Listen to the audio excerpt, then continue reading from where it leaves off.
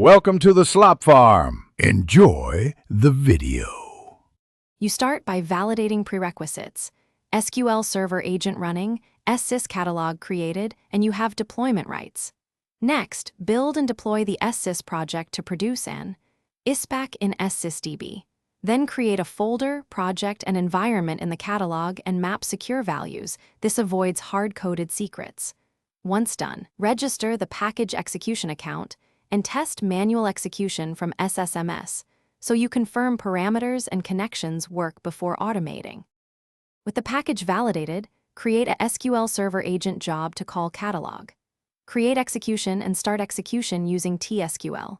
Make sure to set project and execution parameters via catalog. Set execution parameter value for connection strings, file paths, and flags. This makes runs repeatable. Next, configure job schedules and include job steps that capture execution ID so you can query catalog. Executions and catalog. Operation messages for diagnostics.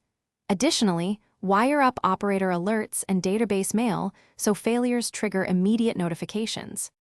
Finish by hardening the automation. Add retries in SQL agent or control flow, use checkpoints or idempotent design, and schedule maintenance for log cleanup. Make sure to centralize logs. Push catalog messages to a reporting table or blob so you can analyze history and SLA breaches. If something goes wrong, start by locating the execution ID in the job output, review catalog. Operation messages for errors, and confirm environment parameter bindings. Often a wrong connection string or credential mapping is the root cause. Thanks for watching. Consider subscribing if we helped you today.